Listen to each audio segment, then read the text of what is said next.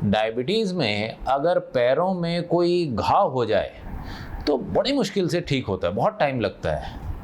और कई बार तो ऐसी नौबत आ जाती है कि घाव ठीक नहीं होके देता और पैर भी काटना पड़ जाता है। तो ये ऐसी क्या प्रॉब्लम होती है डायबिटीज़ में कि पैर काटने तक की नौबत आ जाती है और घाव भरने में इतना टाइम लग जाता है? तो आज के इस वीडियो में हम इसी टॉपिक पर डिस्कशन करेंगे। नमस्कार दोस्तों, मैं हूं लोकेंद्र तोमर और आप देख रहे हैं चैनल डायबेक्सी, जहां हम डायबिटीज़ मैनेजमेंट से रिलेटेड साइंटिफिक इन्फॉर्मेशन बड़ी सिंपल लैंग्वेज में शेयर करते हैं जी। तो आज के इस वीडियो में हम जो डिस्कशन कर रहे हैं वो ये कि डायबिटीज़ में पैरों में जब घाव हो जाता है या कोई चोट लग जाती है तो वो हील होने में, ठीक होने में बड़ा लंबा टाइम लेती है। तो ऐसी क्या प्रॉब्लम हो जाती है डायबिटीज़ में कि ये जो एक छोटा सा घाव ठीक होके नहीं देता और ये फैलता जाता है। तो इसके बारे में थोड़ा सा हम डिस्कशन करने की कोशिश करते हैं और सिंपल लैंग्वेज में कुछ समझने की कोशिश करते हैं। तो इसको समझने के लिए मैं एक थोड़ा सा एनालॉजी आपको देना चाहता हूँ। जैसे हमारी इंडिया एक बड़ी कंट्री है और इसमें बहुत सारे शहर हैं, छोटे बड़े बहुत टाइप के शहर हैं। तो आप मान लीजिए कि कोई एक शहर है जहाँ पे बॉम्ब ब्लास्ट हो गया, तो क्या सीन बनेगा, क्या सिचुएशन रहेगी और कैसे हम उस रिपेयरिंग प्रोसेस को करेंगे वहाँ पे, तो उसको थोड़ा समझने की कोशिश करते हैं। तो मान लीजिए कोई सिटी है, वहाँ पे एक बॉम्ब ब्लास्ट हुआ, बड़ा मेजर बॉम्ब ब्लास्ट हुआ, तो वो कहाँ, वहाँ सिचुएशन कैसा दिखाई देगा।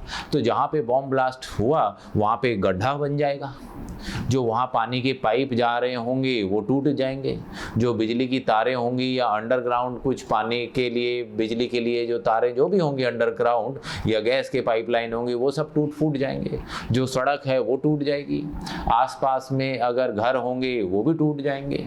तो ऐसा आपको कुछ नज़ारा दिखाई देगा। अब इसको ठीक कैसे करेंगे? अगर मान लीजिए बॉम्ब ब्लास्ट हुआ या डैमेज हो गया तो अब इसको ठीक कैसे करेंगे? तो सबसे पहला स्टेप तो ये होगा कि जो वहाँ पे पानी के जो पाइप खुले हुए हैं जिनसे पानी निकले जा रहा है उनको बंद करेंगे ताकि वहाँ पानी ना भर जाए। और दूसरा, हम वहाँ बिजली का कनेक्शन काट देंगे, क्योंकि बिजली के तार, वहाँ से पानी भी रहेगा, बिजली के तार भी रहेगा तो करंट लग सकता है किसी को, तो उसको काट देंगे वहाँ पे।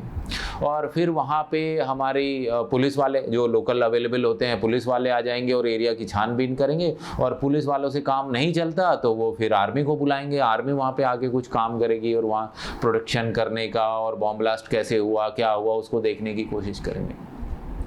फिर उसके बाद में हम वहाँ को जब रिपेयर करने की कोशिश करेंगे तो हम वहाँ का मलबा हटाएंगे।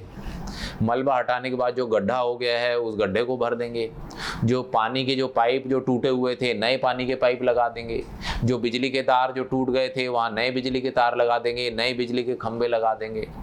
और जो सड़क है उसको बनाने की कोशिश करेंगे। जो आसपास के घर टूट गए थे उनकी दीवारों को दोबारा बनाएंगे, ईंटें लगा के वहाँ पे उसको दोबारा मरम्मत करेंगे और जैसा पहले था वैसा बनाने की कोशिश करेंगे। और फिर उसके बाद जब स्ट्रक्चर बन के तैयार हो जाएगा, जब सड़क बन के तैयार हो जाएगी तो उसके बीच में वो वाइट लाइन लगाते हैं, कुछ साइड में वाइट लाइन लगाते हैं, उस पर जेब्रा क्रॉसिंग वाली लाइन लगाते हैं, वो सब लाइन लगाएंगे। रेड लाइट के लिए जो लाइट्स लगती हैं वो लगा देंगे। जो घर बनेंगे उनकी दीवारें बन गई है उन पे पेंटिंग कर देंगे। तो जैसा शहर पहले दिख रहा था वैसा ही हम बनाने की कोशिश करते हो, एग्जैक्टली वैसा हम उसको बना देते हैं। तो जब एक बॉम्ब ब्लास्ट हुआ तो आपने देखा कि डैमेज हुआ और डैमेज के बाद में रिपेयर हमने कर लिया। तो ये समझ लीजिए कि जब डायबिटिक आदमी के पैरों में घाव होता है तो वो बॉम्ब ब्लास्ट के जैसा ही है। ये समझ लीजिए पैरों में बॉम्ब ब्लास्ट हो गया, तो उस बॉम्ब ब्लास्ट को हम कैसे ठीक करेंगे? तो यही हमारी घाव को भरने की प्रोसेस है, जिसको हम वुंड हीलिंग की प्रोसेस कहते हैं। तो घाव जो भरता है पैरों में, उस घाव को भरने की क्या प्रोसेस है? तो उसके 4 स्टेप होते हैं। तो ये 4 स्टेप सीखेंगे। तो पहले तो हम जो जनरल घाव भरता है उसके 4 स्टेप सीख लेते हैं। फिर उसके बाद ये देखेंगे कि डायबिटीज़ में क्या प्रॉब्लम हो जाती है कि वो घाव ठीक से नहीं भरता। फिर उसके बाद हम ये देखेंगे कि भाई हमें क्या करना चाहिए, हमारे हाथ में क्या है और क्या हम अपनी तरफ से कर सकते हैं इस प्रॉब्लम को ठीक करने के लिए। तो जो घाव भरने की जो 4 स्टेजेस हैं वो हम देखते हैं। तो मान लीजिए कहीं पैरों में घाव हो गया या कोई चोट लग गई, जैसे ये स्किन है, तो जो स्किन है हमारी फर्स्ट लाइन ऑफ डिफेंस है। इस स्किन के ऊपर बैक्टीरिया वायरस ऊपर तो रहेंगे लेकिन अंदर नहीं जा सकते। लेकिन अगर यहाँ पे चोट लग गई या घाव हो गया कुछ, तो जो हमारा जो फर्स्ट लाइन ऑफ डिफेंस है वो ब्रेक हो गया। और जैसे ही हमारा first line of defence break होता है तो बैक्टीरिया वायरस अंदर जा सकते हैं। और जैसे ही हमारा स्किन ब्रेक होगा, अगर ये टिश्यू ब्रेक होंगे या कोई घाव हो जाएगा तो क्या हुआ, वो डैमेज होगा, बॉम्ब ब्लास्ट के जैसा हो गया।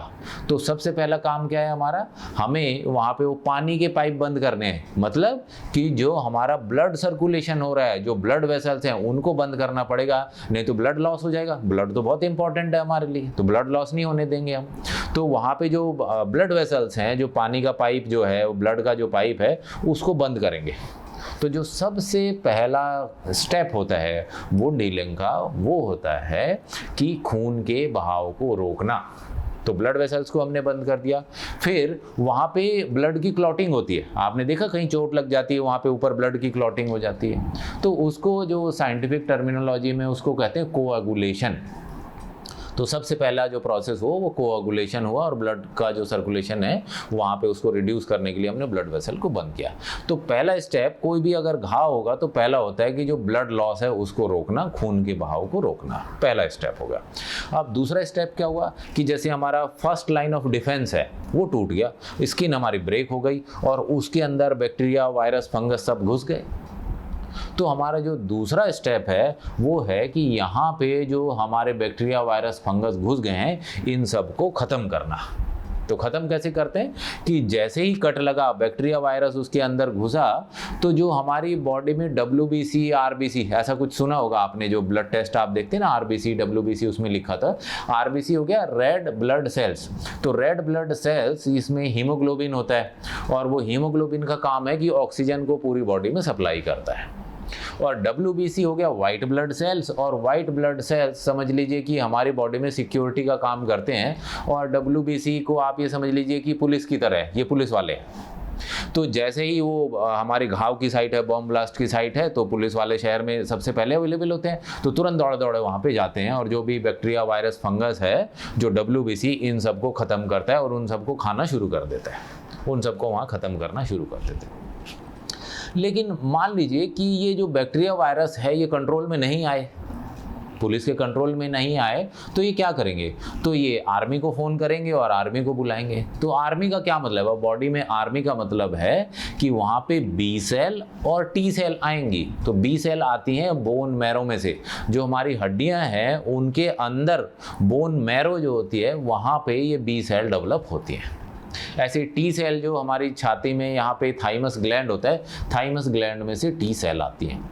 तो B सेल और T सेल ये बड़ी स्ट्रांग होती हैं क्योंकि इनके पास मेमोरी होती है कि पहले कोई वायरस आया था उसको हमने कैसे मारा था, उनकी मेमोरी इनके पास में होती है। आपने ये एंटीजन एंटीबॉडी रिएक्शन पढ़ा होगा कि जैसे आजकल ये कोविड की जो वैक्सीन लग रही है, तो वैक्सीन क्या है कि भाई जब हम वैक्सीन देते हैं तो मरे हुए बैक्टीरिया हम अपनी बॉडी में डाल देते हैं और उन बैक्टीरिया को देख के जो हमारा जो इम्यून सिस्टम है, B सेल, T सेल जो हैं ये उनको एक कॉपी रख लेती हैं और इनको मारने के लिए एक स्पेशल वो सांचा बना लेते हैं कि ये बैक्टीरिया, वायरस आया तो इसको ऐसे मारना है। तो ये कोविड वायरस को मारने के लिए ये अपना एक सिस्टम तैयार कर लेते हैं। तो जब असली वायरस आता है तो ये उसको तुरंत ख़त्म कर देते हैं। तो ये B सेल, T सेल इनके पास मेमोरी होती है और ये ज़्यादा पावरफुल होते हैं। तो अगर मान लीजिए WBC काम नहीं कर पाई तो ये हमारा B सेल और T सेल आएगा और जो बैक्टीरिया, फंगस वंगस जो भी कुछ घुसा है उसको वहाँ पे ख़त्म कर देगा। तो हमारा दूसरा स्टेप हो गया कि हमने बैक्टीरिया, वायरस वगैरह को वहाँ पे ख़त्म कर दिया। अब आ गया जी तीसरा प्रोसेस। तो दो प्रोसेस हो गई हमारी। पहला प्रोसेस आपको याद है कि हमने ब्लड सर्कुलेशन को रोक दिया वहाँ पे जहाँ पे घाव हुआ। दूसरा जो बैक्टीरिया, वायरस वगैरह थे उनको मार दिया। अब तीसरा प्रोसेस हम देख रहे हैं, तीसरा स्टेप हो गया कि अब रिपेयरिंग का काम शुरू होगा। जो पानी के पाइप टूट गए थे, नए पानी के पाइप, जो बिजली के तार थे वो नए बिजली के तार, तो जो हमारी ब्लड वेसल्स जो कट गई थी, टूट गई थी, उनकी जगह नई ब्लड वेसल्स बनेंगी। तो इस प्रोसेस को हम मेडिकल टर्मिनोलॉजी में थोड़ा रीवेस्कुलराइजेशन कहते हैं कि जो नई ब्लड वेसल्स जो है वहाँ पे बन जाएंगी वहाँ पे, और दोबारा से नए टिश्यूज बन जाएंगी, नई सेल्स बन जाएंगे, और जो गड्ढा जैसा बन गया था, जो घाव था, उसको धीरे धीरे ऊपर की तरफ हम भरना शुरू कर देंगे। तो जो ये प्रोसेस है इसमें कम से कम 10-12 टाइप के ग्रोथ फैक्टर्स लगते हैं। ग्रोथ फैक्टर आपको वो याद होगा जो मिल्क वाली मैंने वीडियो बनाई थी जिसमें IGF बताया था, इंसुलिन लाइक ग्रोथ फैक्टर। तो जो ग्रोथ फैक्टर जो है ये ग्रोथ हार्मोन के अंडर में काम करते हैं। समझ लीजिए कि ग्रोथ हार्मोन की जो डिपार्टमेंट है उससे सब मिले जुले हैं। तो यहाँ पे 10-12 टाइप के ग्रोथ फैक्टर्स लगते हैं कि कोई सेल्स बना रहा है, कोई यहाँ पे नई नर्व्स बना रहा है, कोई ब्लड वेसल्स बना रहा है। ऐसे 10-12 लोगों की ज़रूरत पड़ती है यहाँ पे रिपेयर करने के लिए। तो जो तीसरा स्टेप हो गया वो रिपेयरिंग की प्रोसेस होगी और वहाँ पे टिश्यू विश्यू बनने लगे। ठीक है, टिश्यू बन गए, घाव के ऊपर तक भर के आ गए। तो फिर चौथा स्टेप होता है, उसको हम कहते हैं रीमॉडलिंग। रीमॉडलिंग कि भाई हमने सड़क बना दी, उसके चारों तरफ पेंट कर दिया, जेब्रा क्रॉसिंग बना दिया है ना, डेंटिंग पेंटिंग का सारा काम करके एकदम जैसा पहले था वैसा बनाने की कोशिश करेंगे। तो घाव में भी जो चौथा स्टेप रीमॉडलिंग का है कि जो स्किन है ऊपर से स्किन के जैसा लगे, वो पूरा अच्छे से कवर हो जाए, पता न लगे कि हमें यहाँ पे चोट लगी थी, ऐसा उसको बनाने की कोशिश करते हैं और एकदम स्किन के जैसा है उसको एकदम मैच कर देते हैं। तो ये हमारी रीमॉडलिंग हो गई। तो हमने 4 स्टेप देखे कि अगर कहीं कट लग जाए या कहीं घाव हो जाए तो ये 4 स्टेप में पूरी प्रोसेस होती है। तो ये तो नॉर्मल हमने प्रोसेस देख लिया। अब हम देखते हैं कि डायबिटीज़ में ऐसा क्या हो जाता है, कि डायबिटीज़ में क्या प्रॉब्लम होती है। तो एक एक स्टेप में देखते हैं। तो जो सबसे पहला जो स्टेप है कि जो खून के बहाव को रोकना, तो डायबिटीज़ में क्या प्रॉब्लम होती है। तो डायबिटीज़ में जो एक मेजर प्रॉब्लम है कि ब्लड शुगर लेवल ज़्यादा रहने के कारण ग्लाइकेशन होता है। ग्लाइकेशन मतलब ग्लूकोज प्रोटीन को पकड़ के चिपक जाता है उसके ऊपर और प्रोटीन को काम नहीं करने देता। तो ये होगा advance glycation end product, AGEs कहते हैं इनको। ठीक है, तो जो ग्लूकोज है वो प्रोटीन को पकड़ लेता है और काम नहीं करने देता। तो जो हमारा जो पहला स्टेप है कि जहाँ पे ब्लड की क्लॉटिंग होगी, तो ब्लड की क्लॉटिंग करने में हमें वहाँ प्रोटीन की ज़रूरत पड़ती है। जो आपने थ्रोम्बिन, प्रोथ्रोम्बिन, ये इस टाइप के कुछ नाम सुने होंगे अगर आप साइंस के स्टूडेंट हैं, जहाँ पे ब्लड क्लॉटिंग आपने सुना है कि विटामिन K की ज़रूरत पड़ती है। तो ये सब ना, ये जैसे थ्रोम्बिन, प्रोथ्रोम्बिन, ये सब प्रोटीन से डिराइव्ड है। तो जो प्रोटीन है, मान लो उसके पास जाके ग्लूकोज चिपक गया, ग्लाइकेशन हो गया, तो ठीक से ब्लड क्लॉटिंग नहीं होगी। तो जो पहला स्टेप था जो हमारे घाव भरने की ब्लड क्लॉटिंग नहीं हो पा रही है, वही नहीं हो पा रहा है पहला, क्योंकि ग्लूकोज वहाँ पे आके चिपक गया है। तो पहला स्टेप खराब हो गया। अब दूसरा स्टेप क्या था कि जो बैक्टीरिया वायरस उनको ख़त्म करना है। लेकिन डायबिटीज़ में प्रॉब्लम क्या है कि जो ये टिश्यूज़ हैं, ब्लड है, इनमें शुगर बहुत ज़्यादा है और शुगर तो बैक्टीरिया का फेवरेट फूड है। अगर यहाँ पे जहाँ पे भी घाव हुआ है वहाँ पे ग्लूकोज ज़्यादा रहेगा तो बैक्टीरिया मरेगा कैसे? वो मरेगा ही नहीं, क्योंकि उसको तो दिन रात 24 घंटे खाना मिल रहा है वहाँ पे, और दिन रात वो बच्चे पैदा करते रहता है, मल्टीप्लाई करता रहता है, और बैक्टीरिया की जो जनसंख्या है वो बढ़ती जाती है, वो ख़त्म ही नहीं होता, क्योंकि उसको तो खाने के लिए बढ़िया इन्वायरमेंट मिल रहा है यहाँ पे। तो जो बैक्टीरिया वायरस को मारने की जो सेकेंड प्रोसेस थी हमारी, वो भी फेल हो गई। और अब आ जाते हैं हम तीसरी प्रोसेस पे। तो जो तीसरी प्रोसेस है वहाँ पे रिपेयरिंग और रीजनरेशन की ज़रूरत है। वहाँ पे वो ग्रोथ फैक्टर की ज़रूरत है, 10-12 ग्रोथ फैक्टर की ज़रूरत है, ताकि आके वो नया ब्लड वेसल्स वगैरह वहाँ पे बनाएं। लेकिन जब ब्लड ग्लूकोज लेवल ज़्यादा है, तो ब्लड ग्लूकोज लेवल ज़्यादा होने के कारण खून गाढ़ा हो जाता है, और जो पतली पतली ब्लड वेसल्स हैं जो एकदम जो अंगूठे के कोने तक जाने चाहिए पैरों में, वो वहाँ तक जा नहीं पा रही हैं, क्योंकि ब्लड गाढ़ा है और वो वहाँ तक पहुँच नहीं पा रहा, वहाँ ऑक्सीजन नहीं पहुँच पा रही है। तो और वहाँ पे जो हम जो ये एंटीबॉडीज़ वगैरह जो हमारा जाना चाहिए वो वहाँ पे नहीं जा पा रहा है। जो ग्रोथ फैक्टर हैं वो वहाँ पे ठीक से नहीं पहुँच पा रहे हैं, और जो ग्रोथ फैक्टर हैं भी उनके ऊपर ग्लूकोज चिपक गया है, तो वो उनको ठीक से काम नहीं करने दे रहा। तो जो हमारी नई ब्लड वेसल्स बननी थी, जो हमारा नए टिश्यूज़ बनने थे, नए सेल बनने थे, वो भी नहीं बन पा रहे हैं ढंग से। तो जो पहले जो तीनों स्टेप हैं वो नहीं हो पा रहे, तो चौथा कैसे होगा? जब घाव भरेगा तभी तो रीमॉडलिंग होगी। तो हम देख रहे हैं कि डायबिटीज़ होने के कारण जो 4 स्टेप थे, चारों स्टेप ठीक से नहीं हो पा रहे हैं। तो जब चारों स्टेप ठीक से नहीं हो पाएंगे तो वहाँ पे घाव भरेगा ही नहीं, और बैक्टीरिया मल्टीप्लाई करता जाएगा और सारे उस पे एरिया पे कब्जा कर लेगा। ये कुछ ऐसा ही समझ लीजिए कि जब सन 1600 के आसपास वो जो अंग्रेज आए थे और उन्होंने धीरे धीरे एक पैर जमाया, एक छोटी सी कंपनी अपनी इंडिया में खड़ी की, और ईस्ट इंडिया कंपनी ने सारे हिंदुस्तान पे कब्जा कर लिया। तो ऐसे ये बैक्टीरिया आते हैं, थोड़ा सा घुसता है और पूरे पैर के आसपास एरिया पे सारे पे कब्जा कर लेते हैं, और वहाँ पे जो पैर का जो एरिया है वहाँ पे बैक्टीरिया इतने बढ़ जाते हैं और ब्लड सप्लाई वहाँ पे हो जाती है कम, तो वहाँ के टिश्यूज़ हमारे मरने लगते हैं और पैर काला पड़ना शुरू हो जाता है। जी हाँ, पैर काला पड़ना शुरू हो जाएगा, और पैर अगर काला पड़ना शुरू हो गया है तो इसका मतलब वो गैंग्रीन डेवलप हो गया है, और अगर उसको वहाँ से नहीं काटा गया, उसको फैलने से नहीं रोका गया, तो वो धीरे धीरे पूरी बॉडी में फैल सकता है और आदमी की मौत हो सकती है। तो उस आदमी की जान बचाने के लिए फिर डॉक्टर्स को वो पैर वहाँ से काटना पड़ जाता है ताकि ये और आगे ना फैले। तो इस कारण जो डायबिटीज़ में आप देख रहे हैं कि ब्लड शुगर लेवल ज़्यादा होने के कारण ये सारी कॉम्प्लिकेशंस होती हैं, और उसके कारण घाव नहीं भरता, और घाव नहीं भरता तो टिश्यूज़ मरने लगते हैं, और फिर आदमी की जान बचाने के लिए उसके पैर को काटना पड़ जाता है। तो इस सिचुएशन में अब आप क्या कर सकते हैं, आपके कंट्रोल में क्या है? तो थोड़ा सा दिमाग लगाइए और समझने की कोशिश कीजिए कि मेजर प्रॉब्लम क्या थी डायबिटीज़ में। भाई मेजर प्रॉब्लम है कि ब्लड में शुगर का लेवल बढ़ा हुआ है, उसके बाद फिर सारे उसके कैस्केडिंग इफेक्ट हैं, वो तो एक के बाद एक फिर इफेक्ट पड़ रहे हैं। तो ब्लड में शुगर आ कहाँ से रहा है? कोई आसमान से तो टपक नहीं रहा। जो आप खाना खाते हैं उसी में तो शुगर है और वही ब्लड में जा रहा है। और हमारे डाइट में ये शुगर कहाँ से आ रहा है? देखिए, हमारा जो इंडियन कॉन्टिनेंट है, यहाँ पे हमारा जो मेजर डाइट है वो व्हीट या राइस है। तो जो आटा खा रहे हैं हम, गेहूं का आटा या मल्टीग्रेन आटा जो भी खा रहे हैं, वो सब ग्रेन बेस्ड है, जिसमें कार्बोहाइड्रेट बहुत ज़्यादा होता है और वो उसका ग्लाइसेमिक लोड ज़्यादा होता है, जिसके कारण ब्लड शुगर लेवल बढ़ता है। तो इसलिए आप जो ये डायबेक्सी आटा यूज़ करते हैं, ये ऐसे इंग्रेडिएंट से मिलाकर बनाया गया है जिनका ग्लाइसेमिक लोड एकदम कम रहता है। इसी कारण जो ये डायबेक्सी आटा है, आपको ब्लड शुगर मैनेजमेंट में, डायबिटीज़ मैनेजमेंट में, डायबिटीज़ रिवर्सल की डाइट में ये फिट हो जाता है, क्योंकि इसका ग्लाइसेमिक लोड कम रहता है, इसमें इंग्रेडिएंट ही ऐसे हैं।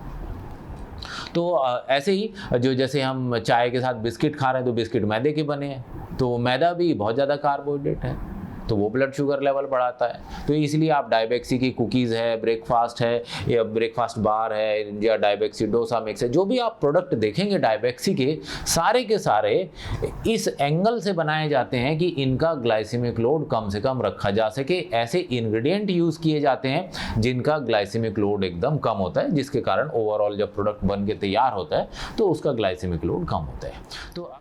तो यहाँ तक बात हो गई डाइट का ग्लाइसेमिक लोड कम करने की। और इसके अलावा क्या सिर्फ डाइट का ग्लाइसेमिक लोड कम करना काफ़ी है? जी नहीं, वो काफ़ी नहीं है। उसके अलावा आपकी बॉडी में ये वुंड रिपेयर और हीलिंग करने के लिए आपको विटामिन और मिनरल्स की कॉन्सेंट्रेशन भी ठीक क्वांटिटी में होनी चाहिए। तो जो डाइटरी सप्लीमेंट है, विटामिन एंड मिनरल, ये आपकी हेल्प कर सकते हैं। जैसे डायबेक्सी ने अभी इंट्रोड्यूस किया है डायबेक्सी बेसिक्स, जो बेसिक मल्टीविटामिन वगैरह है, और डायबेक्सी रिवर्सॉल टैबलेट, जो आपकी डायबिटीज़ रिवर्सल की डाइट का हिस्सा बन सकता है। तो इन सब का क्या रोल है? ये विटामिन मिनरल वगैरह की क्या ज़रूरत है बॉडी में, क्या रोल प्ले करते हैं, और स्पेशली अगर किसी को डायबिटीज़ है तो इनका क्या रोल है? तो जो अगला वीडियो है, नेक्स्ट वीडियो में हम इसी टॉपिक पर डिस्कशन करेंगे कि ये डिफरेंट टाइप के विटामिन मिनरल्स वगैरह, इनका क्या रोल होता है, और डायबिटीज़ में इनको लें नहीं लें, ये क्या काम करते हैं, इसके बारे में हम अगले वीडियो में पूरा डिटेल में डिस्कशन करेंगे, विटामिन और मिनरल्स के बारे में। तो अब आप क्या कर सकते हैं? मतलब कि आपने देखा कि जो ब्लड शुगर लेवल बढ़ रहा है वो आपकी डाइट के कारण है, जो हीलिंग नहीं हो रही उसमें ब्लड शुगर ज़्यादा होने की प्रॉब्लम है, और विटामिन मिनरल जब बॉडी में कम होते हैं तो उसके कारण हीलिंग की प्रोसेस भी इंटरफियर होती है। तो आप देख रहे हैं कि जो पूरा डायबिटीज़ रिवर्सल का जो कॉन्सेप्ट है वो आपके कंधे पर रखा हुआ है। आपको खुद ही नॉलेज लेनी है, इम्प्लीमेंट करना है, डिसिप्लिन मेंटेन करना है, क्योंकि आपकी डायबिटीज़ रिवर्सल करने की जिम्मेदारी आपके अपने ऊपर है। लोग आपको गाइडेंस दे सकते हैं, लेकिन काम तो आप ही को करना पड़ेगा। अब इन जनरल आप देखें कि अगर किसी का पैरों में घाव हो गया तो क्या सलाह दी जाती है? अगर किसी के पैरों में घाव हो गया या नहीं भी हुआ और उसको डायबिटीज़ है, और तो उसको क्या सलाह दी जाती है कि रोज़ आप अपने पैरों को साफ रखिए, रोज़ सॉफ्ट जूते पहनिए, और ये आप अपना अच्छे से पैरों का ध्यान रखिए, रोज़ उनको चेकिंग कीजिए, आराम से नाखून काटिए। चलिए ये सब ठीक है, लेकिन मैं ये कहना चाहता हूँ भाई साहब कि ये जो जूते चप्पल का ध्यान रखने से कुछ होने वाला नहीं है, क्योंकि जब तक आपका ब्लड शुगर लेवल ठीक नहीं होगा तो जूते चप्पल क्या कर लेंगे भैया। जूते चप्पल का ध्यान रखने की बजाय अगर आप अपने खाने पीने का ध्यान रखेंगे तो आप अपना पैर बचा पाएंगे। नहीं तो आप कितना भी ध्यान रख लें जूते चप्पल का, किसी दिन गलती से कुछ चोट लग गई और ब्लड शुगर लेवल बढ़ा है तो कभी ठीक हो गई नहीं। और गलती तो किसी दिन हो ही जाती है, कहीं आदमी बाथरूम में भी स्लिप हो जाता है, कहीं पार्क में घूमते घूमते भी कभी ठोकर लग जाती है, या कुछ और छोटा मोटा कुछ भी लग सकता है पैर में। तो जूते चप्पल पे फोकस करने की बजाय मैं कहता हूँ अपने फूड पे फोकस कीजिए, अपनी डाइट के ग्लाइसेमिक लोड पे फोकस कीजिए, वो सबसे ज़्यादा इम्पोर्टेंट है आपके लिए। और अगर आप अपनी डाइट पे फोकस करेंगे तो आपको बहुत फ़ायदा होगा। डायबेक्सी से जुड़िए, कुछ ना कुछ फ़ायदा ज़रूर होगा आपका। और डायबेक्सी से जुड़ने के लिए सबसे पहला काम आपको ये करना है कि डायबेक्सी के सारे वीडियोस, स्पेशली एजुकेशनल सीरीज़ की और क्वेश्चन एंड आंसर सीरीज़ के, ये सारे वीडियोस आपको देखने हैं। और अगर आप डायबिटीज़ के बारे में और ज़्यादा प्रोफेशनल लेवल की नॉलेज चाहते हैं, या ऑलरेडी आप हेल्थ केयर इंडस्ट्री में काम कर रहे हैं और डायबिटीज़ मैनेजमेंट, डायबिटीज़ रिवर्सल के बारे में मैक्सिमम नॉलेज चाहते हैं, तो हमारा ये 6 महीने का एक डिप्लोमा प्रोग्राम है, डिप्लोमा इन डायबिटीज़ रिवर्सल। आप इस प्रोग्राम को ज्वाइन कर सकते हैं। मतलब ये उन लोगों के लिए है जिनको मैक्सिमम नॉलेज चाहिए और जो प्रोफेशनली इन्वॉल्व हैं और इसको यूज़ कर सकते हैं, या जो अपने फैमिली और फ्रेंड्स के बेनिफिट के लिए मैक्सिमम नॉलेज गेन करना चाहते हैं, ये उनके लिए। तो अगर आपको नॉलेज चाहिए मैक्सिमम लेवल की, तो डिप्लोमा इन डायबिटीज़ रिवर्सल जो ये प्रोग्राम है, ये बहुत अच्छा है, आप इसको ज्वाइन कर सकते हैं। और इसके बारे में ज़्यादा जानकारी के लिए आप हमारे कस्टमर केयर नंबर पर फ़ोन कर सकते हैं, वो आपको इसके बारे में पूरी इन्फॉर्मेशन दे देंगे। तो मिलते हैं अगले वीडियो में और जानते हैं कि ये विटामिन मिनरल्स का डायबिटीज़ में क्या रोल है। Thank you.